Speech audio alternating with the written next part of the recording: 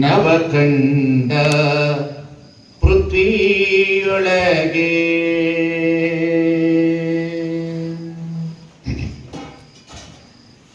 ಕೇಳಿರಯ್ಯ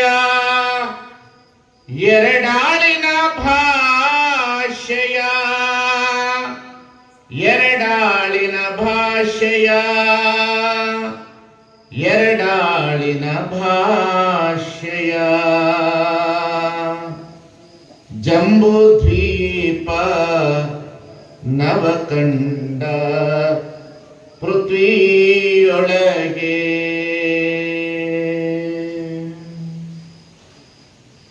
ಕೊಲುವೆನೆಂಬ ಭಾಷೆ ದೇವನದು,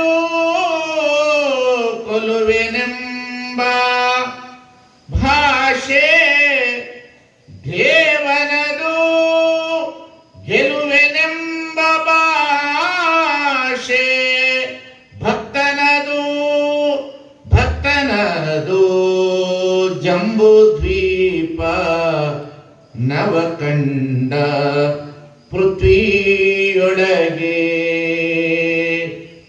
ಕೇಳಿರಯ್ಯ ಎರಡಾಳಿನ ಭಾಷೆಯ, ಎರಡಾಳಿನ ಭಾಷೆಯ, ಎರಡಾಳಿನ ಭಾಷೆಯ.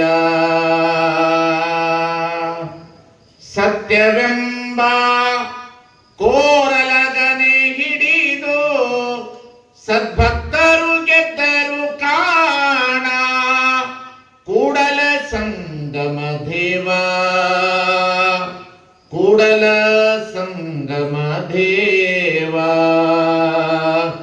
ಜಂಬೂದ್ವೀಪ ನವಕಂಡ ಪೃಥ್ವಿಯೊಳಗೆ ಕೇಳಿರಯ್ಯ ಎರಡಾಳಿನ ಭಾಷೆಯ, ಎರಡಾಳಿನ ಭಾಷೆಯ, ಎರಡಾಳಿನ ಭಾಷೆಯ.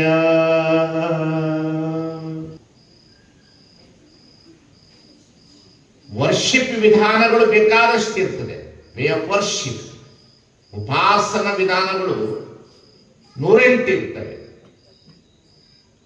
ಆದರೆ ಎಲ್ಲಾ ಸಿದ್ಧಾಂತಗಳು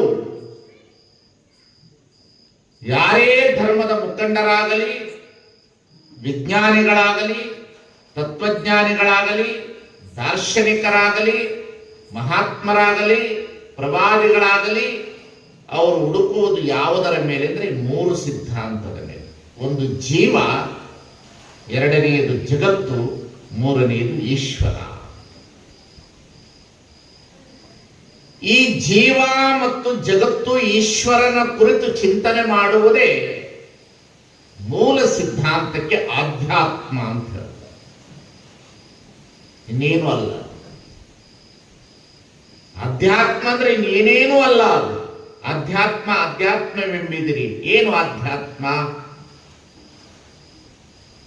ಯಾರೇ ಏನೇ ಪ್ರತಿಪಾದನೆ ಮಾಡಿದರೂ ಇದರ 3ನೇ ಮೇಲೆ ಮಾಡಬೇಕು. ಮೊದಲನೆಯದು ಜೀವ,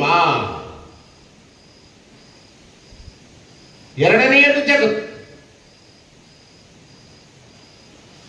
ಮೂರನೆಯದು ಈ ಜೀವ ಜಗತ್ತನ್ನ ನಿರ್ಮಾಣ ಮಾಡಿರ್ತಕ್ಕಂತಹ ಒಂದು ಪ್ರಕೃತಿಯ ಶಕ್ತಿಯನ್ನ ಈಶ್ವರ. ಅಷ್ಟೇ. ಅದನ್ನು ಶಿವ ಅಂತರು ಅಂದ್ರಿ, ಈಶ್ವರ ಅಂತರು ಅಂದ್ರಿ, ಏನು ಬೇಕಾದರೂ ಪ್ರತಿಪಾದನೆ ಮಾಡಿ. ಆದರೆ ಇಲ್ಲಿ ಬಹಳ ಮುಖ್ಯವಾಗಿ ಇವತ್ತು ಅವರು ಪ್ರತಿಪಾದನೆ ಮಾಡಿರುವ ಜಂಗಮದ ವಿಚಾರ ಇದೆಯಲ್ಲ, ಅದು ಜೀವ.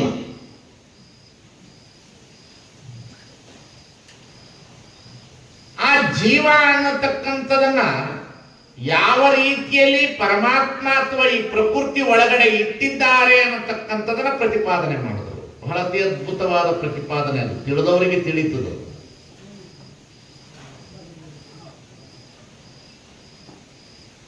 ಕಾರಣ ಏನು ಅಂತಂದ್ರೆ, ಈ ಜಗತ್ತಿನೊಳಗಡೆ ಎಲ್ಲವನ್ನ ಈ ಪ್ರಕೃತಿ ಕೊಟ್ಟಿದೆ.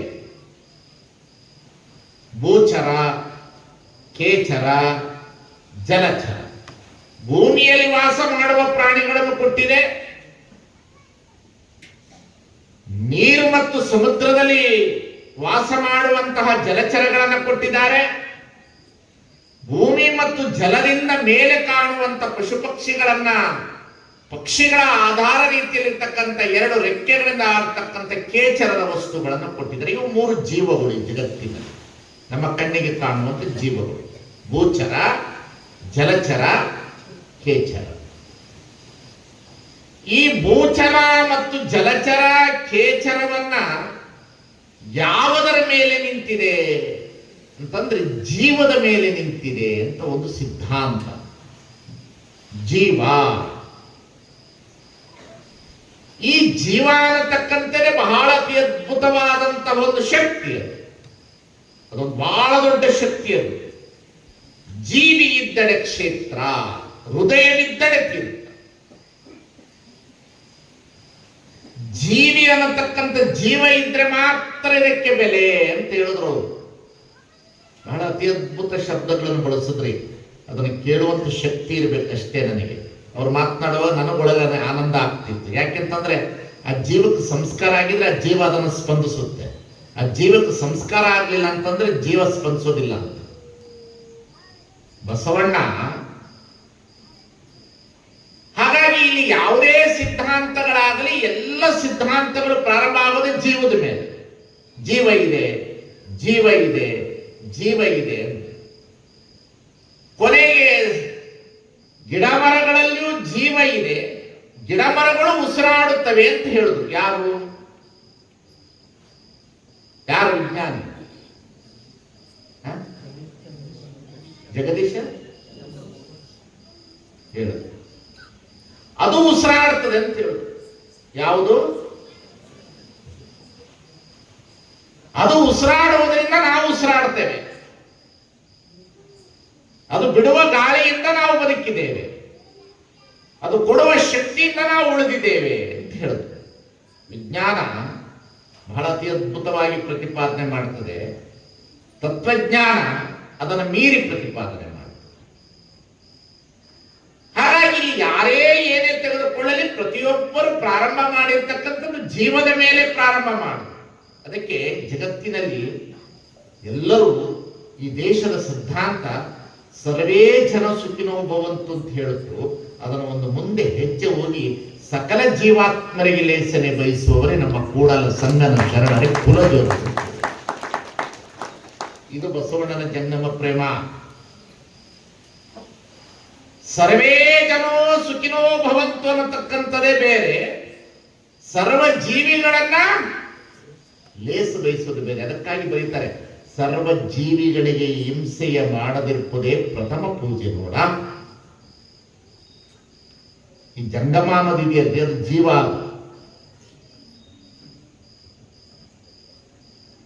ಜಂಗಮ ಅನ್ನೋದಿದೆಯಲ್ಲ, ಅತಿ ಅದ್ಭುತವಾದ ಜೀವ ಅದು. ಈ ಜೀವ ಜೀವಾತ್ಮ ಆಗಬೇಕು ಅಂದ್ರು ಬಸವ. ಈ ಜೀವ ಏನಾಗಬೇಕು? ಜೀವಾತ್ಮ ಆಗಬೇಕು. ಈ ಜೀವಾತ್ಮ ಏನಾಗಬೇಕು? ಮಹಾತ್ಮ ಆಗಬೇಕು. ಮಹಾತ್ಮ ಏನಾಗಬೇಕು? ಪರಮಾತ್ಮ ಆಗಬೇಕು. ಪರಮಾತ್ಮ ಏನಾಗಬೇಕು? ಪರಾತ್ಪರ ಪರವಸ್ತು ಆಗಬೇಕು. ಪರಾತ್ಪರ ಪರವಸ್ತು ಏನಾಗಬೇಕು? ನೀನೇ ಆಗ. ಇದು ಬಹಳ ಅದ್ಭುತ ಚೈಂದ್ರಿ. ಈ ಜಂಗಮ ಅನ್ನೋ ಶಬ್ದ ಇದೆಯಲ್ಲ, ಈ ಜಂಗಮ ಅನ್ನುವ ಶಬ್ದವೇ ಅದು. ಅದು ನೀನು, ಅದು ನೀನು, ಅದು ನೀನೇ. ಅದು ನೀನಲ್ಲದೆ ಇನ್ಯಾವುದೂ ಇಲ್ಲ. ಅದು ಎಲ್ಲಿಂದ ಬಂದಿದೆ? ಜೀವ ಜೀವಾತ್ಮವಾಗಿ, ಜೀವಾತ್ಮ ಮಹಾತ್ಮನಾಗಿ, ಮಹಾತ್ಮ ಪರಮಾತ್ಮನಾಗಿ, ಪರಾತ್ಮ ಪರಾತ್ಪರ ಪರ ವಸ್ತುವಾಗಿ, ಆ ಪರಾತ್ಪರ ವಸ್ತುವೇ ಜೀವವಾಗಿ ಹೊರಗಡೆ ಬರ್ತದಲ್ಲ, ಅದಕ್ಕೆ ಜಂಗಮ. ಜಂಗಮ ಅಂದ್ರೆ ನೀನು ಅಲ್ರಿ. ಬಹಳ ಜನರಿಗೆ ಜಂಗಮ ಅಂತಂದ್ರ ಹುಟ್ಟುವಿನಿಂದ ಜಂಗಮ ಅಂತ ಹೇಳ್ತಾರೆ. ಹಾಗಾಗೋದು. ಬಿಳಿ ಕೋಟ್ ಹಾಕಿದವರೆಲ್ಲರೂ ಡಾಕ್ಟರ್ ಅಲ್ಲ, ಕರಿ ಕೋಟ್ ಹಾಕಿದವರಲ್ಲ ವಕೀಲರಲ್ಲ, ಕಾವಿ ಬಟ್ಟೆ ಹಾಕಿದವರಲ್ಲ ಸ್ವಾಮಿಗಳಲ್ಲ. ಅರ್ಥ ಆಗ್ತದೆ ಹೇಳೋದು, ಅರ್ಥ ಆಗ್ತದೆ ಹೇಳುತ್ತಾನು.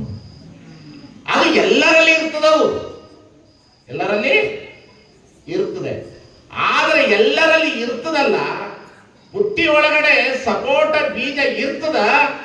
ಆದ್ರೆ ಬೀಜ ಅಂಕುರವಾಗ ಏನಾಗಬೇಕದು? ಯಾವಾಗ ಬೀಜ ಬೀಜವಾಗಿ ಉಳಿತು ಅದು ಜೀವ, ಬೀಜ ಅಂಕುರವಾದಾಗ ಜೀವಾತ್ಮ. ಬೀಜ ಬೀಜವಾಗಿ ಉಳಿದ್ರೆ ಏನದು? ಜೀವ. ಬೀಜದಲ್ಲಿ ಜೀವ ಅದ, ಬೀಜದಲ್ಲಿ ಜೀವ ಇದೆ ಅಷ್ಟೇ ಅದು. ಹಾಗೆ ಈ ಜಗತ್ತಿನಲ್ಲಿ ನೀವೆಲ್ಲರೂ ಸಹ ಬೀಜಗಳು ಅಷ್ಟೇ. ಯಾರು ನೀವೆಲ್ಲ? ಬೀಜ ಅಷ್ಟೇ. ಈ ಬೀಜ ಎಲ್ಲಿ ಉಳಿದಂದ್ರೆ ಪುಟ್ಟಿ ಒಳಗೆ ಉಳಿದದು. ಯಾವ ಪುಟ್ಟಿ ಒಳಗಡೆ?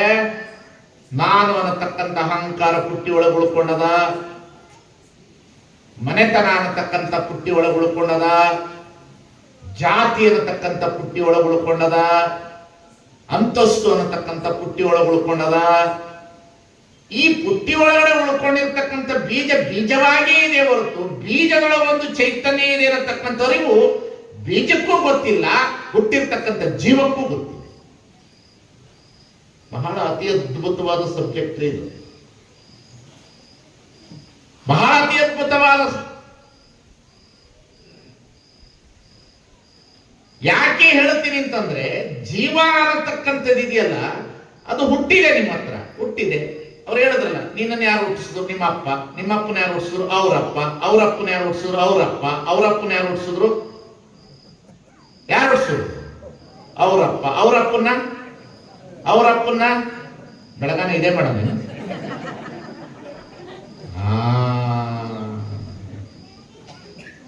ಈಗ ನಿನ್ನನ್ನು ಹುಟ್ಟಿಸ್ಬೇಕಾದ್ರೆ ನಿಮ್ಮ ಅಪ್ಪ, ನೀನಂದೇ ನಮ್ಮ ಅಪ್ಪ ನನ್ನನ್ನು ಹುಟ್ಟಿಸ್ಯಾನಂತ. ನಿಮ್ಮ ಅಪ್ಪನ ಕೇಳಿದ್ರೆ ನಿಮ್ಮ ಅಪ್ಪ ಸತ್ತಾನ ಅಂತ ಹೇಳ್ತೀವಿ. ನಿಮ್ಮ ಅಪ್ಪ ಸತ್ತಾನ ಅಂತ ಹೇಳುವುದೇ ಸುಳ್ಳು. ನಿಮ್ಮವ್ವ ಸತ್ತಾಳ ಅಂತ ಹೇಳೋದೇ ಸುಳ್ಳು. ನಿಮ್ಮ ಅಜ್ಜ ಸತ್ತಾನ ಅಂತ ಹೇಳೋದೇ ಸುಳ್ಳು. ಯಾಕೆ ನಿಮ್ಮ ಅಪ್ಪ ಸತ್ತಿಲ್ಲ ಅಂದ್ರೆ, ನಿಮ್ಮ ಅಪ್ಪ ಪುಟ್ಟಿಯೊಳಗಿರೋ ಬೀಜನ ನಿಮ್ಮವ್ವ ಅನ್ನತಕ್ಕಂಥ ಭೂಮಿಯ ಗರ್ಭದೊಳಗಡೆ ಜೀವ ಬಿಟ್ಟಿದ್ದಾನೆ. ಆ ಜೀವ ನೀನು ಮಗನಾಗಿ ಹುಟ್ಟಿರ್ತೀಯ, ನಿನ್ನ ಜೊತೆಯಲ್ಲಿ ನಿನ್ನ ತಂದೆ ಜೀರ್ಣಾಗಿ ಹೋಗಿರ್ತಾರೆ. ಆದ್ರೆ ಜೀವ ನಿನ್ನ ಮಗನೊಳಗಿರ್ತದಲ್ಲ, ಆ ಮಗನೊಳಗಿರುವಂತ ಜೀವವೇ ಪರಾತ್ಪರ ಪರವಸ್ತುವಾಗಿರ್ತಕ್ಕಂಥ ಜಂಗಮ ಸ್ವರೂಪ. ಗಮನ ಇಡ್ಬೇಕು. ಬಹಳ ಜನ ನಮ್ಮ ಅಪ್ಪ ಹೋಗ್ಯಾನ ಅಂತ ಎಲ್ಲೋ ಹೋಗ್ತದೋ? ನಿಮ್ಮ ಅಪ್ಪನೂ ಹೋಗಿಲ್ಲ, ನಿಮ್ಮ ಅಜ್ಜನೂ ಹೋಗಿಲ್ಲ. ಬಹಳ ಜನರಿಗೆ ಅರ್ಥ ಆಗಿಲ್ರಿ ಇದು. ನಿಮ್ಮ ಅಪ್ಪನೂ ಹೋಗಿಲ್ಲ, ನಿಮ್ಮ ಅಜ್ಜನೂ ಹೋಗಿಲ್ಲ. ಯಾಕೆ ಹೋಗಿಲ್ಲ? ಸ್ಥಾವರ ಅನ್ನುವ ದೇಹ ಜೀರ್ಣ ಆಗಿದೆ, ಜೀವ ಅನ್ನುವ ಚೈತನ್ಯ ನಿನ್ನ ಒಳಗಿದೆಯಲ್ಲ, ಅದೇ ಜಂಗಮ. ಅದೇ ಜಂಗಮ. ಅದು ಆ ಚೈತನ್ಯ ಅನ್ನುವ ಜಂಗಮ ಇದೆಯಲ್ಲ, ಆ ಜಂಗಮವನ್ನು ನೀನು ಬೀಜ ಬಿತ್ತು ಬಿಟ್ರೆ ಸಾಲದು. ಅದಕ್ಕೊಂದಿಷ್ಟು ಅರಿವು, ಆಚಾರ, ಅನುಭವ ಕೊಡು. ಒಂದು ಗಿಡ ಬೆಳಿಬೇಕಾದ್ರೆ ಭೂಮಿಯ ಆಧಾರ ಬೇಕು, ಸೂರ್ಯನ ಬೆಳಕು ಬೇಕು, ಗೊಬ್ಬರ ಬೇಕು. ಇಲ್ಲಾಂದ್ರೆ ಬೆಳೆಯಲ್ಲ ಗಿಡ ಬೆಳೆಯಲ್ಲ. ಅದು ಇಲ್ಲ ಅಂತಂದ್ರೆ, ಗಿಡ ಬೆಳಿಬೇಕಿತ್ತು ಅಂತಂದ್ರೆ ಈಗ ಹೊಲದಾಗ ಕಡ್ಲಿ ಬಿತ್ತಿರ್ತೀರಿ, ಬೀಜ ಅದ, ಅದಕ್ಕೇನು ಬೇಕು? ಸರಿಯಾದ ಕಾಲಕ್ಕೆ ನೀರು ಬೇಕು, ಸೂರ್ಯನ ಕಿರಣ ಬೇಕು, ನಂತರ ಅದಕ್ಕೆ ಗೊಬ್ಬರ ಬೇಕು. ಸುಳಿದೆಗೆದು ಬೆಳೆಯುವೆನು. ಹೆಂಗೆ ಬೆಳಿತೀನದು? ಸುಳಿದೆಗೆದು ಬೆಳೆಯುವೆನು. ಅದು ಬೆಳಿಬೇಕಾದ್ರೆ ಯಾವ ರೀತಿಯಲ್ಲಿ ಬೇಕು ಹಾಗೆ ಒಳಗಿರುವಂತಹ ಚೈತನ್ಯಕ್ಕೆ ಏನು ಬೇಕಂದ್ರೆ ಅರಿವು ಬೇಕು. ಆ ಅರಿವಿನ ಜೊತೆಗೆ ಆಚಾರ ಬೇಕು, ಆಚಾರದ ಜೊತೆಗೆ ಅನುಭವ ಬೇಕು. ಈ ಅರಿವು, ಆಚಾರ, ಅನುಭವ ಇದ್ರೆ ನೀ ಜಂಗಮ. ಅರಿವು, ಆಚಾರ, ಅನುಭವ ಇಲ್ಲದಿದ್ದರೆ ನೀ ಜಂಗಮ ಅಲ್ಲ. ನೀನು ಪ್ರಕೃತಿ ಒಳಗಡೆ ಒಂದು ಬೀಜ, ನೀನು ಅಲ್ಲ. ನೀನು ಪ್ರಕೃತಿ ಒಳಗಡೆ ಒಂದು ಬೀಜ, ಇನ್ನೇನು ಅಲ್ಲ ಅದು. ಈ ಜೀವ ಏನು ಮಾಡ್ತದ? ಬರೀ ಬಡದಾಡ್ತದ್ರಿ ಇದು. ಈ ಜೀವ ಏನ್ ಬಡದಾಡ್ತದ? ಏನ್ ಬಡದಾಡೋದು? ಜೀವ ಅಂದ್ರೆ ಗೊತ್ತೇನು ನಿಮಗ? ಗೊತ್ತಿಲ್ಲ? ಗೊತ್ತಿಲ್ಲ? ಗೊತ್ತಿಲ್ಲ? ಗೊತ್ತೈತಲ್ಲ? ಎಲ್ಲಿ ಗೊತ್ತದ? ಜೀವ ಅಂದ್ರೆ ಗೊತ್ತಿಲ್ಲೇನು? ಗಂಡ ಹೆಂಡ್ತಿರು ಮದುವೆ ಆಗ್ತಾರ, ಮದುವೆ ಆದ್ಮೇಲೆ ಮಗು ಹುಡ್ತದ, ಮಗು ಹುಟ್ಟಿದ ಮೇಲೆ ಆ ಮಗುನ್ ತಪ್ಕೊಂಡಿದ್ದು ನನ್ನ ಜೀವ. ಏನಂತಾರದು? ಎಷ್ಟು ಚಂದ ಅದ ನೋಡ್ರಿ ಅದು. ಅದೇ ಹೇಳುತ್ತದದು, ಇದು ನನ್ನ ಜೀವ ಅಂತ ಹೇಳ್ತಾ ಇರ್ತಾಳ. ಜೀವ ಅಂದ ಕೂಡಲೇ ಮುದುಕಿ ಹಾಕೊಂಡು ಇದು ನನ್ನ ಮುಖ್ಯ ಅಂತ. ಇದೇ ಜೀವನ ಏನ್ ಮಾಡ್ತದ ನೋಡ್ಬೇಕು, ಮಜಾ ನೋಡ್ಬೇಕ್ರಿ. ಆ ಜೀವಕ್ಕೆ ಬಡದಾಡೋದು ಇದನ್ನೇನ್ ಮಾಡ್ತದೆ? ಇದು ನನ್ನ ಜೀವ ಅಂದ ಕೂಡಲೇ ಅವಳು ಎಳ್ಕೊಂಡು ತನ್ನ ಗಂಡನ ನೆನಪಿನಾಗ ಮಜಾ. ನಿಮ್ಮನ್ನ ನೋಡಿದ್ರೆ ಗೊತ್ತಾಗ್ತದೆ ನಮಗ. ನಿಮ್ಮನ್ನ ನೋಡಿದ್ ಇವೆರಡು ಸೇರ್ಕೊಂಡು ಏನಂತದ? ಈ ಹೆಂಡತಿ ಏನಂತಾಳ? ನನ್ನ ಗಂಡನ ಜೀವ ಅಂತಾಳ. ಗಂಡ ಏನ್ ಹೇಳ್ತದ? ಇದು ನನ್ನ ಹೆಂಡತಿ ಜೀವ ಅಂತಾಳ. ಮುದುಕಿ ಏನ್ ಹೇಳ್ತಾಳ? ಇದು ನನ್ನ ಮುತ್ಯನ ಜೀವ ಅಂತಾಳ. ಸೋದರತ್ತೆ ಬಂದು ಏನ್ ಹೇಳ್ತಾಳ? ಇದು ನನ್ನ ಅಣ್ಣನ ಜೀವ ಅಂತಾಳ. ಒಂದು ಜೀವವನ್ನ ಇಷ್ಟು ಜನ ಪ್ರೀತಿ ಮಾಡ್ತಾರಲ್ಲ, ಹಾಗಾದ್ರೆ ಆ ಜೀವ ಎದಕ್ಕಾಗಿ ಬದುಕಿತ್ತು ಅಂತಂದ್ರೆ ಕೇವಲ ತನ್ನ ತನುವಿನ ಸುಖಕ್ಕಾಗಿ ಬದುಕಿತ್ತು, ತನ್ನ ಮನದ ಸುಖಕ್ಕಾಗಿ ಬದುಕಿತ್ತು, ತನ್ನೊಳಗಡೆ ಇರುವಂತಹ ಆಸೆ ಆಕಾಂಕ್ಷೆಗಳಿಗಾಗಿ ಬದುಕತೆ ಹೊರತು ಆ ಜೀವ ಇನ್ನೊಂದಕ್ಕಾಗಿ ಬದುಕಲಿಲ್ಲ. ಅದು ಹೇಳಿದ್ರಲ್ಲ ವಚನ, ನೀನು ದುಡಿದಿರ್ತಕ್ಕಂಥದ್ದನ್ನ ಹೇಳ್ಕೊಂಡು ನಿನ್ನ ಮಗನಿಗಾಗಿ, ನಿನ್ನ ಸುತನಿಗಾಗಿ, ನಿನ್ನ ಹೆಂಡತಿಗಾಗಿ, ನಿನ್ನ ಗುರುವಿಗಾಗಿ ಹೇಳಿದ್ರಲ್ಲ ಕುಂದಿಯವರು ವಚನ. ಅದೇ ಮಾಡೋದು, ಅದು ಕೆಲಸ ಅದು. ಅದಕ್ಕೆ ಬಸವಣ್ಣನವರು ಬಹಳ ಸುಂದರವಾಗಿ ಏನ್ ಹೇಳ್ತಂದ್ರೆ, ಈ ಕೂಡಲ ಸಂಗಮ ನೊಲಿಸ ಬಂದಂತ ಜೀವ ಇದು. ಈ ಜೀವ ಇದೆಯಲ್ಲ, ಕೂಡಲ ಸಂಗಮ ನೊಲಿಸ ಬಂದಂತ ಜೀವ ಇದು. ಈ ಕೂಡಲ ಸಂಗಮ ನೊಲಿಸ ಬಂದಂತ ಜೀವವನ್ನ ಹಾಳು ಮಾಡಬೇಡ್ರಿ, ಹಾಳು ಮಾಡಬೇಡ್ರಿ. ಒಂದು ಬೀಜ 1000 ಬೀಜಗಳನ್ನ ಕೊಡುವಂತ ಶಕ್ತಿ ಇದೆ. ಹಾಗೆ ಒಂದು ಜೀವ ಜೀವಾತ್ಮನಾಗಿ ಸಮಾಜಕ್ಕೆ ಏನಾದರೂ ಅರ್ಪಣೆ ಆಯಿತು ಅಂದ್ರೆ ಸಮಾಜದಲ್ಲಿರುವ ಎಲ್ಲ ಕತ್ತಲೆಯನ್ನು ಕಳೆಯುವ ಶಕ್ತಿ ಆ ಜೀವಕ್ಕಿದೆ. ಅದೇ ಜೀವ ಚಲಿಸತಕ್ಕಂಥದ್ದು. ಅದಕ್ಕೆ ಜನನ ಇಲ್ಲ, ಅದಕ್ಕೆ ಗಮನ ಇಲ್ಲ, ಅದಕ್ಕೆ ಮರಣವಿಲ್ಲ. ಜನನ ಗಮನ ಮರಣಗಳನ್ನ ಅತೀತ ಮಾಡಿಕೊಂಡಿರ್ತಕ್ಕಂಥ ವಸ್ತುವೇ ಜಂಗಮ. ಏನು ಅಲ್ಲ. ಜಂಗಮ ಅಂದ್ರೆ ಬುರ್ಬುಸ್ ಕುರ್ಮಾಮ ಅಲ್ಲ. 10 ಮನೆ ಮುಂಡು ಬುರ್ರು ಮಲಗೋದಲ್ಲ. ಅರ್ಥ ಆಗ್ತದೆ ಹೇಳೋದು ನಾನು. ಉಂಡ್ಬಿಟ್ರೆ ಅವು ಜಂಗಮ ತೃಪ್ತಿ ಆಯಿತು. ಜಂಗಮ ತೃಪ್ತಿ ಅಲ್ಲ. ಜೀವ ಅಂತಂದ್ರೆ ಇನ್ನೊಂದು ಜೀವವನ್ನು ಗೌರವಿಸುವಂತ ಶಕ್ತಿ ಇರಬೇಕು. ಒಂದು ಜೀವವನ್ನೇ ಗೌರವಿಸಿದರೆ ಅದು ಕರ್ಮ. ಒಂದು ಜೀವ ಸರ್ವ ಜೀವಗಳನ್ನ ಪ್ರೀತಿ ಮಾಡಿದ್ರೆ ಅದು ಧರ್ಮ ಅನ್ನತಕ್ಕಂಥದ್ದಕ್ಕೆ ಬಸವಣ್ಣ. ಒಂದು ಜೀವನನ್ನೇ ಪ್ರೀತಿ ಮಾಡೋದು. ಲಿಂಗಾಯತರನ್ನೇ ಪ್ರೀತಿ ಮಾಡಿದ್ರೆ ಕರ್ಮ. ಬ್ರಾಹ್ಮಣರನ್ನೇ ಪ್ರೀತಿ ಮಾಡಿದ್ರ ಕರ್ಮ. ಜಂಗಮರನ್ನೇ ಪ್ರೀತಿ ಮಾಡಿದ್ರೆ ಕರ್ಮ. ಆದ್ರೆ ಎಲ್ಲರನ್ನ ಪ್ರೀತಿ ಮಾಡ್ಬೇಕಂದ್ರೆ ಆವನಾದೊಡೆಯನು ಮಹಾದೇವನೆಂಬುವನ ಬಾಯ ತೊಂಬಲ ಮೇಯುವೆ, ಬೀರುಡಿಗೆಯ ಒದಿವೆ, ಅವನ ಮನೆಯ ಪಾದವ ಕಾದು ಬದುಕುವೆ ಕೂಡಲ ಸಂಗಮ ದೇವ. ಇದು ಬರ್ಬೇಕ್ರಿ ಜಂಗಮ ಅಂದ್ರೆ. ಯಾಕೆ ಗಲಾಟೆ ಆಗ್ತಿದೆ ಅಶೋಕ? ಯಾಕೆ ನಾವು ಈ ಜಂಗಮ ಅನ್ನತಕ್ಕಂಥದನ್ನ ಬಸವಣ್ಣ ತಂದ್ರು ಅಂದ್ರೆ, ಈ ಜಗತ್ತಿನೊಳಗಡೆ ಬಸವಣ್ಣನವರ ಜಂಗಮ ತತ್ವವೇ ಬಹಳ ಅತಿ ಅದ್ಭುತವಾದದ್ದು. ಬಸವಣ್ಣ ಅನ್ನತಕ್ಕಂಥ ವ್ಯಕ್ತಿ ಜಂಗಮ ತತ್ವ ತಂದ್ರಲ್ಲ. ಏನು ಜಂಗಮ ತತ್ವ ತಂದು ಅಂದ್ರೆ, ಒಂದೇ ಒಂದು ಉದಾಹರಣೆ ಕೊಡ್ತೀನಿ. ಸೂಳೆ ತನುವನಪ್ಪಿ ಸುಖವ ಕೊಡುವಳಲ್ಲದೆ ಮನವನಪ್ಪಿ ಸುಖವ ಕೊಡುವಳೆ. ಏನೋ ಅನಿವಾರ್ಯತೆಯಿಂದ ಸೂಳೆ ಆಗಿದ್ದಾಳೆ, ವೇಶ್ಯ ಆಗಿದ್ದಾಳೆ, ಹೊಟ್ಟೆಪಾಡಿಗೆ ತೊಂದರೆ ಆಗಿದೆ, ಅನಿವಾರ್ಯತೆಯಿಂದ ಯಾರೋ ತಗೊಂಡೋಗಿ ಸೇರಿಸಿದ್ದಾರೆ. ತೊಂದರೆ ಆಗಿ ಆಕೆ ಬದುಕು ಹಾಳಾಗಿದೆ, ಎಲ್ಲೋ ಒಂದು ಕಡೆ ಇದ್ದಾಳೆ, ಆ ದೇಹ ಹೋಗಿದೆ, ಮನಸ್ಸು ಏನೋ ಹೋಗಿ ದಾರಿ ತಪ್ಪಿ ಬಿಟ್ಟಿದೆ. ಆದ್ರೆ ಅದರೊಳಗೊಂದು ಜೀವ ಇದೆಯಲ್ಲ, ಆ ಜೀವಕ್ಕೆ ಏನಾದ್ರೂ ಒಂದಿಷ್ಟು ಸಂಸ್ಕಾರ ಕೊಟ್ರೆ, ಆ ಜೀವ ಹೊರಗೆ ಬಂದ್ರೆ ಈ ಸಮಾಜಕ್ಕೆ ಜಂಗಮ ಆಗ್ತದೆ ಅನ್ನತಕ್ಕಂಥ ಪ್ರಯೋಗಶೀಲತೆಯನ್ನು ತಂದರನ್ನ ಬಸವಣ್ಣ ಈ ಜಗತ್ತಿನಲ್ಲಿ. ಈ ಜಗತ್ತಿನಲ್ಲಿ ಬಸವಣ್ಣನಂತ ಜಂಗಮ ಪ್ರೇಮಿ ಯಾರು ಇಲ್ಲ. ಬಸವಣ್ಣನವರಂತ ಜಂಗಮ ಪ್ರೇಮಿನ ನೀವು ಯಾರು ನೋಡ್ಲಿಕ್ಕೆ ಆಗೋದಿಲ್ಲ. ಬಹಳ ಜನ ಏನ್ ಅನ್ಬಿಡ್ತಾರೆ, character is loss, everything is loss, wealth is loss, everything is loss. Character ಹೋದ್ರೆ ಎಲ್ಲವೂ ಹೋಗ್ತದೆ ಅಂದ್ರೆ ಬಸವಣ್ಣ ಕೇಳದ ವಾಟ್ ಇಸ್ ದ ಕ್ಯಾರೆಕ್ಟರ್. ಬಹಳ ಜನರಿಗೆ ಬಸವಣ್ಣ ಬರುವ ಪೂರ್ವದಲ್ಲಿ ಪ್ರೇಮ ಎಲ್ಲಿತ್ತು ಗೊತ್ತೇನ್ರಿ? ಜಾತಿಯೊಳಗೆ ಇತ್ತು ಪ್ರೇಮ. ಬಸವಣ್ಣ ಬರುವ ಪೂರ್ವದಲ್ಲಿ ಪ್ರೇಮ ಎಲ್ಲಿತ್ತು ಅಂದ್ರೆ ಜಾತಿಯೊಳಗೆ ಪ್ರೇಮ ಇತ್ತು, ಅಂತಸ್ತಿನಲ್ಲೇ ಪ್ರೇಮ ಇತ್ತು, ಮೇಲ್ವರ್ಗದವರಲ್ಲೇ ಪ್ರೇಮ ಇತ್ತು.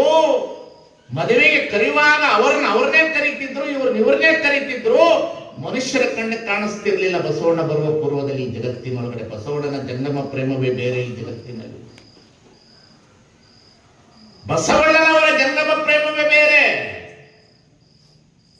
ಬಸವಣ್ಣನವರ ಜಂಗಮ ಪ್ರೇಮ ಏನು ಅಂತಂದ್ರೆ ಮೊದಲು ಜೀವ. ನೀನು ಮೊದಲು ಗೌರವ ಕೊಡು. ಯಾರ ಮನೆಗೆ ಬರ್ತಾನೆ ಅವನು ಜಾತಿ ಕೇಳಬೇಡ. ಅದು ನಿನ್ನಂತೆ ಒಂದು ಜೀವ, ಅದು ಈ ಪರಮಾತ್ಮನ ಸ್ವರೂಪ, ಅದು ಪರಮಾತ್ಮನ ಅವಿಭಾಜ್ಯ ಅಂಗಾದು. ನೀನು ಮೊದಲು ಗೌರವ ಕೊಡು. ಮೊದಲು ಗೌರವ ಕೊಡೋವರಿಗೆ. ವ್ಯಕ್ತಿಯನ್ನು ಗೌರವಿಸೋದು ಬೇರೆ, ವ್ಯಕ್ತಿಯನ್ನು ಪ್ರೀತಿ ಮಾಡೋದು ಬೇರೆ. ಬಸವಣ್ಣನ ಪ್ರೀತಿ ಇದೆಯಲ್ರಿ ಜಂಗಮ ಪ್ರೇಮ, ಈ ಜಗತ್ತಿನಲ್ಲಿ ಯಾರ ಕೈಯಿಂದ ಸಾಧ್ಯ ಇಲ್ರಿ. ಎಲ್ಲ ಮಹಾತ್ಮರಿಗೆ ಕೆಳವರ್ಗದವರು ಚಾಂಡಾಳರಾಗಿ ಕಂಡ್ರೆ, ಬಸವಣ್ಣನವರಿಗೆ ಈ ಜಗತ್ತಿನಲ್ಲಿ ಎಲ್ಲ ಕೆಳವರ್ಗದವರು ಮಹೇಶ್ವರರಾಗಿ ಕಂಡ್ರು ಅನ್ನತಕ್ಕಂಥದ್ದನ್ನು ಕಾಣಬೇಕಾಗ್ತದೆ ಈ ಜಗತ್ತಿನೊಳಗೆ. ಬಹಳ ಜನರಿಗೆ ಬಸವಣ್ಣನ ಜಂಗಮ ಪ್ರೇಮ ಗೊತ್ತಿಲ್ರಿ. ಬಸವಣ್ಣನವರ ಜಂಗಮ ಪ್ರೇಮವೇ ಗೊತ್ತಿಲ್ಲ ಇವತ್ತು. ಬಸವಣ್ಣನವರ ಜಂಗಮ ಪ್ರೇಮ ಅಂದ್ರೆ ಕರೆದು ಉಣಿಸೋದಲ್ಲ, ನಮಸ್ಕಾರ ಮಾಡೋದಲ್ಲ, ಒಬ್ಬರ ಮನವನ್ನು ನೋಯಿಸಬಾರದು. ಅದೇ ಜಂಗಮ ಪ್ರೇಮ. ನೀನು ಯಾರ ಪೈಕಿ ಅಂತ ಕೇಳದೆ ಅಲ್ಲಿ ನೊಂದು ಬಿಡ್ತದೆ ಆ ಜೀವ. ಆ ಜೀವ ನೊಂದುತ್ತೋ ಇಲ್ಲೋ, ನೀನು ಎಂತಹ ವ್ಯಕ್ತಿ ಇದ್ರೂ ಅದು ಅನ್ಯಾಯ, ಅದು ಶಾಪ, ಅದು ಪಾಪ. ಕೇಳಬಾರದು ನಾವು ಯಾರು ಅಂತ. ಬಹಳ ಜನ ಕೇಳುತ್ತಾರೆ, ಹೆಣ್ಮಕ್ಳು ಪಕ್ಕದಲ್ಲಿ ಕೂತ, ನೀನು ಯಾರ ಪೈಕಿ? ಯಾರ ಪೈಕಿ? ಮನುಷ್ಯರ ಪೈಕಿ. ಯಾರ ಪೈಕಿ? ನಾನು ಯಾರ ಪೈಕಿ? ಉದಾಹರಣೆಗೆ ಹೇಳ್ತೀನಿ. ಈ ತೋಟದಾರ ಮಠಕ್ಕೆ ನನ್ನನ್ನು ಮಾಡೋತ್ತಿಗೆ ಒಂದು ದೊಡ್ಡ ಘಟನೆನೇ ನಡೆದೋಗ್ಬಿಡ್ತು.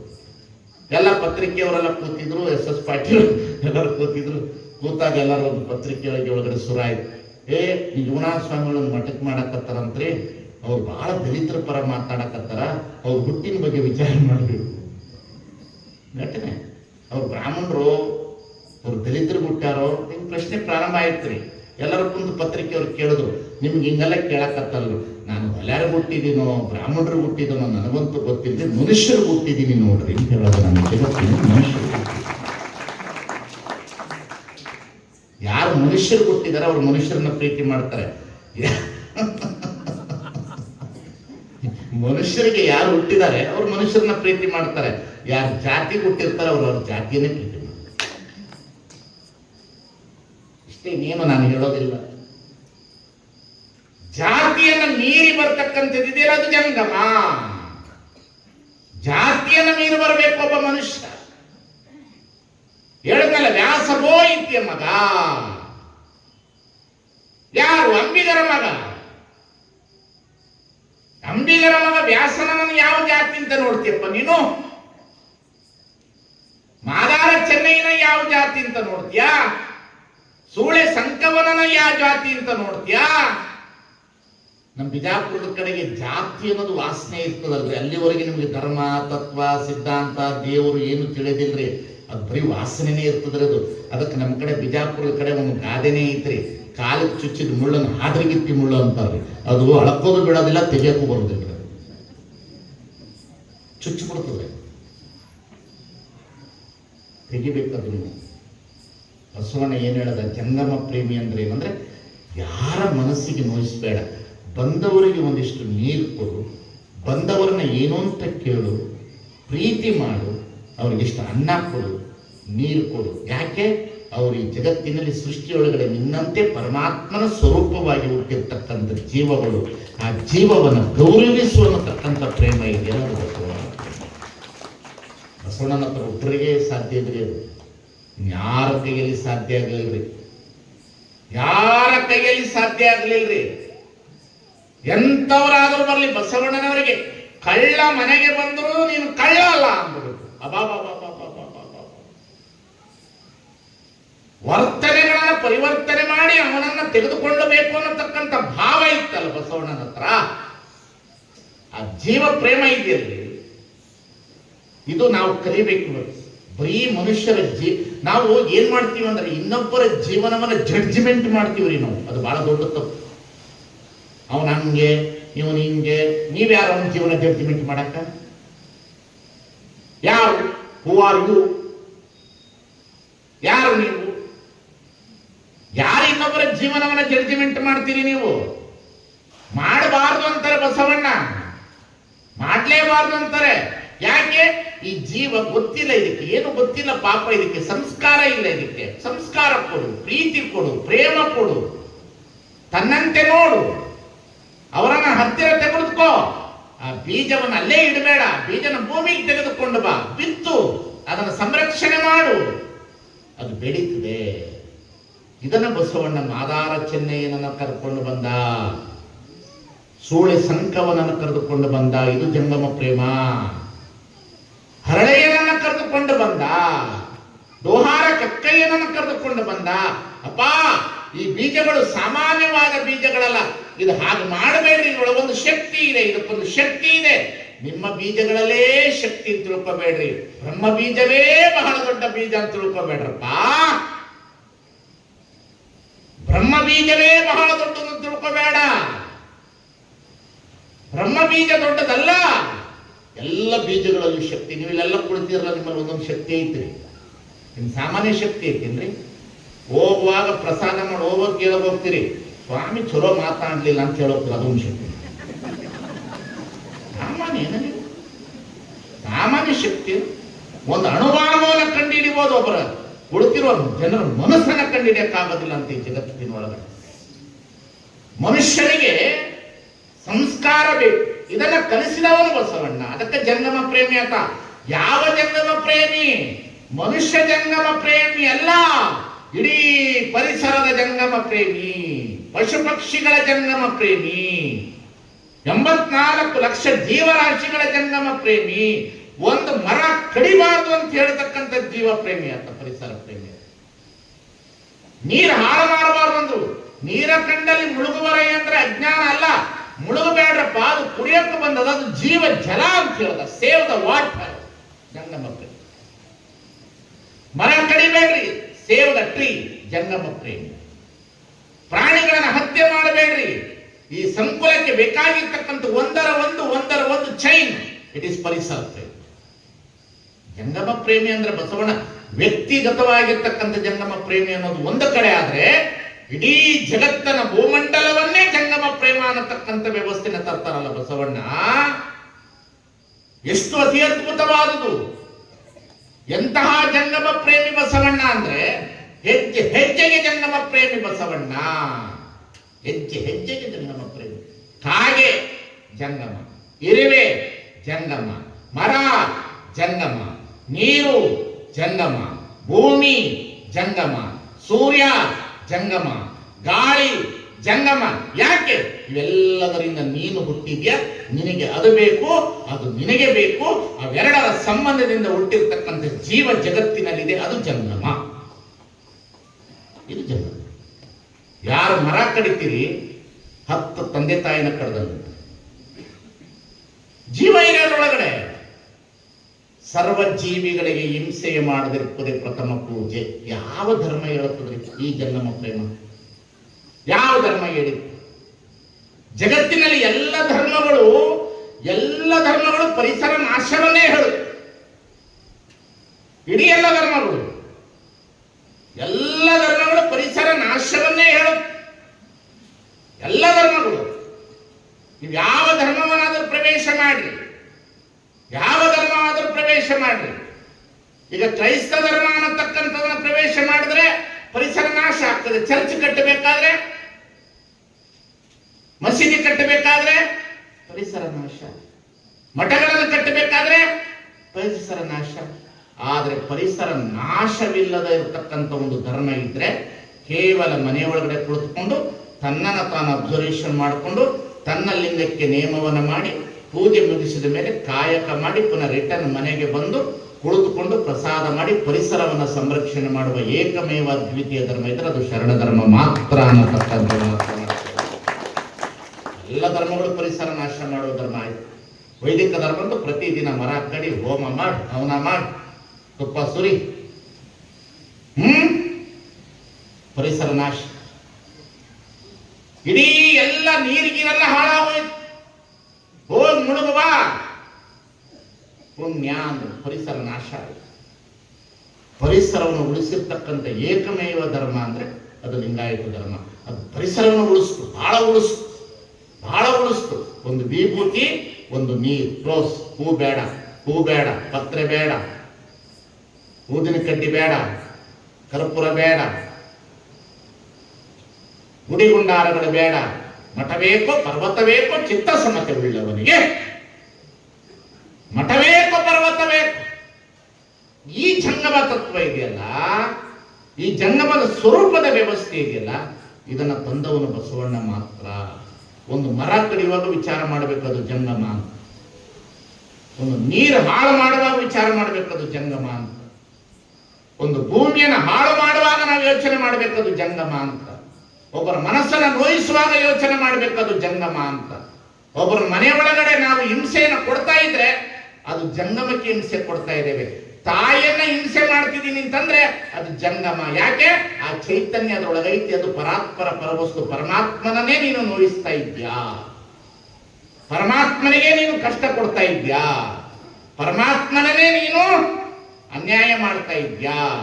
ಯಾವ ಜೀವಕ್ಕೂ ಸಹ ನೋವು ಕೊಡಬಾರದು ಅನ್ನೋ ಏಕಮೇವ. ಯಾಕಂದ್ರೆ ಪ್ರಾಣಿಗಳಿಗೂ ಸಹ ಜೀವ ಕೊಟ್ಟಂತವನ್ನ ಯಾರಾದ್ರಲ್ಲಿ ಬಸವಣ್ಣ. ಹಬ್ಬಕ್ಕೆ ತಂದ ಹರಕೆ ಕುರಿ, ತೋರಣಕ್ಕೆ ತಂದ ತಡೆ. ಬಾ ಕೊಲ್ಲಬೇಡಪ್ಪ, ಅದಕ್ಕೆ ಬದುಕಕ್ಕೆ ಅವಕಾಶ ಇದೆ ಜೀವಕ್ಕೆ. ಯಾರು ಹೇಳ್ತಾರ್ರಿ? ಕೊಂದ ಹೆಗಂಡರಿಯೇ ವೇದ ಓದುವವರ ಮುಂದೆ ಅಳುಕಂಡೆಯ್ಯ, ಶಾಸ್ತ್ರ ಹೇಳುವವರ ಮುಂದೆ ಅಳುಕಂಡೆ. ಯಾಕೆ? ಏನು? ಅದಕ್ಕೆ ಒಂದು ಜೀವ ಕೊಡುವ ಹಕ್ಕು ನಿನಗಿಲ್ಲ ಅಂದಮೇಲೆ ಒಂದು ಜೀವ ತೆಗೆದುಕೊಳ್ಳುವ ಹಕ್ಕು ನಿನಗಿಲ್ಲ. ಈ ಜಗತ್ತಿನಲ್ಲಿ ಇಂತಹ ಪರಿಸರವನ್ನು ಉಳಿಸಿರ್ತಕ್ಕಂಥ ವ್ಯಕ್ತಿ ಅಂದ್ರೆ ಬಸವಣ್ಣ. ಸುಮ್ಮನೆ ಒಂದು ಲೋಟ ನೀರು, ವಿಭೂತಿ, ಕ್ಲೋಸ್. ಮರಿಬೇಡ, ಕುರಿಬೇಡ, ಪತ್ರೆ ಬೇಡ, ಏನು ಬೇಡ. ಎನ್ನ ಕಾಯವೇ ಕೈಲಾಸವಾಯಿತು, ಮನವೇ ಲಿಂಗವಾಯಿತು, ತನುವೆ ಸಜ್ಜೆಯಾಯಿತು. ನೆನೆವೊಡೆ ದೇವರುಂಟೆ, ನೋಡುವಡೆ ಭಕ್ತರುಂಟೆ, ಗುಹೇಶ್ವರ ಲಿಂಗವು ಲೀಯವಾಯಿತು. ನೆನೆ ನೆನೆ ಎಂದರೆ ಏನ ನೆನೆವೆನೆಯ, ಏನ ನೆನೆವೆನೆಯ. ಜಂಗಮ ಅಂದ್ರೆ ಏನು ಅಲ್ಲ, ಒಬ್ಬರ ಮನವ ನೋಯಿಸೋದಿರತಕ್ಕಂಥದ್ದು ಜಂಗಮ ಸ್ವರೂಪ. ಗಂಡ ಹೆಂಡತಿಯನ್ನು ನೋಯಿಸಬಾರ್ದು, ಹೆಂಡತಿ ಗಂಡನನ್ನು ನೋಯಿಸಬಾರ್ದು. ಪ್ರತಿಯೊಬ್ಬರಿಗೂ ಬದುಕಲಿಕ್ಕೆ ಹಕ್ಕಿದೆ ಅಂತ ಹೇಳೋದವನು ಬಸವಣ್ಣ. ಈ ಜಗತ್ತಿನಲ್ಲಿ ಪ್ರತಿಯೊಂದು ಜೀವಕ್ಕೆ ಸ್ವಾತಂತ್ರ್ಯ ಕೊಟ್ಟಿದ್ರೆ ಅದು ಬಸವಣ್ಣನ ಧರ್ಮದಲ್ಲಿ ಇದೆ ಅನ್ನತಕ್ಕಂಥದ್ದನ್ನ ಅರ್ಥ ಮಾಡಿಕೊಳ್ಬೇಕು. ಒಬ್ಬರೇ ಜೀವಕ್ಕೆ ನಿಮಗೆ ಸ್ವಾತಂತ್ರ್ಯ ಕೊಟ್ಟರು, ಬದುಕಲಿಗೆ ಎಲ್ಲ ಜೀವಗಳಿಗೆ ನಿಮ್ಗೆ ಸ್ವಾತಂತ್ರ್ಯತೆಯನ್ನು ಕೊಟ್ಟರೆ ಜಗತ್ತಿನಲ್ಲಿ ಎಲ್ಲರೂ ಬದುಕ್ರಪ್ಪ, ಬದುಕ್ರಿ ಬದುಕ್ರಿ ಬದುಕ್ರಿ ಅಂತ ನಾವು ಧರ್ಮದ ಚೌಕಟ್ಟು ಹಾಕೊಂಡು, ಜಾತಿ ಚೌಕಟ್ಟು ಹಾಕೊಂಡು, ಉಪಾಸನ ವಿಧಾನಗಳ ಚೌಕಟ್ಟು ಹಾಕೊಂಡು ಇವತ್ತು ನಾವು ಹಿಂಸೆಗೆ ಒಳಪಡುವಂಥ ದಿನದಲ್ಲಿ ಬಸವಣ್ಣನ ಜಂಗಮ ಪ್ರೇಮ ಹರಿದು ಬರಬೇಕು, ನಮ್ಮೆಲ್ಲರಿಗೂ ಹರಿದು ಬರಬೇಕು. ಅದಕ್ಕೆ ಬಸವಣ್ಣನ ಅನುಭವ ಮಂಟಪದಲ್ಲಿ ಕೇಳಿದ್ರು, ಜಂಗಮ ಅಂದ್ರೆ ಯಾರು ಅಂತ ಕೇಳಿದ್ರೆ, ಬಸವ ಬಾರಯ್ಯ ಮರ್ತ್ಯದೊಳಗೆ ಭಕ್ತರುಂಟೆ ಕೇಳಯ್ಯ ಅಂತ ಯಾರು ಕೇಳಿದ್ರೆ, ಬಸವ ಬಾರಯ್ಯ ಮರ್ತ್ಯದೊಳಗೆ ಭಕ್ತರುಂಟೆ ಹೇಳಯ್ಯ ಅಂತ ಕೇಳಿದ ಕೂಡಲೇ ಎಲ್ಲರೂ ಕೇಳಿದ್ರು. ಬಸವಣ್ಣನ ಕೇಳಿದ ಕೂಡಲೇ ಬಸವಣ್ಣ ಅಂದ, ಮತ್ತಾರು ಇಲ್ಲವಯ್ಯ, ನಾನೊಬ್ಬನೇ ಭಕ್ತ ಅಂದ. ಎಲ್ಲ ಜನರಿಗೆ ಸಿಟ್ಟಾಯ್ತು. ಬಸವಣ್ಣನಿಗೆ ಏನ್ ತಲೆ ಬೆಂಕಿ ಇರೋದಲ್ಲ, ಇದು ನೆತ್ತಿಗೆ ಇರೋದ, ನಾನೊಬ್ಬನೇ ಭಕ್ತ ಅನ್ನಕತ್ತಾನ, ನಾವೆಲ್ಲ ಯಾರು ಅಂತ ಅಕ್ಕಪಕ್ಕದಲ್ಲಿ ಗುರು ಬುಸ್ ಅನ್ನಕತ್ತಿದ್ರು. ಸಂದರ್ಭದಲ್ಲಿ ಹೇಳ್ದ, ನಾನೊಬ್ಬನೇ ಭಕ್ತ, ಉಳಿದವರೆಲ್ಲರೂ ಲಿಂಗ ಜಂಗಮ ಕೂಡಲ ಸಂಗಮದೇ. ಎಲ್ಲ ಲಿಂಗ ಜಂಗಮ, ಎಲ್ಲ ಲಿಂಗ ಜಂಗಮ, ಎಲ್ಲ. ನೀನೇನಾದ್ರೂ ಭೂಮಿನ ಉಗುಳ್ತಾ ಇದ್ರೆ ನೀನು ಜಂಗಮನನ್ನು ಉಗುಳ್ತಾ ಇದ್ದೆ ಅಂತ. ನೀನೇನಾದ್ರೂ ಅಲ್ಲಿ ಹೊಲಸು ಮಾಡಿ ಅದನ್ನು ಹೊಲಸು ತೆಗಿಲಿಲ್ಲ ಅಂತಂದ್ರೆ ಪ್ರಕೃತಿಯನ್ನು ಹಾಳು ಮಾಡ್ತಾ ಇದ್ದೆ ಅಂತ. ಬಸವಣ್ಣನ ಜಂಗಮ ಇದೆಯಲ್ರಿ, ಇದು ಸೋಷಿಯಲ್ ಈಕ್ವಾಲಿಟಿ ಜಡ್ಜ್ಮೆಂಟ್ ಇದೆಯಲ್ಲ, ಆ ಜಡ್ಜ್ಮೆಂಟು ಈ ಜಂಗಮ ಸ್ವರೂಪದಲ್ಲಿ ನಾವು ನೋಡ್ಬೇಕಾಗಿತ್ತು. ಅಂದ್ರೆ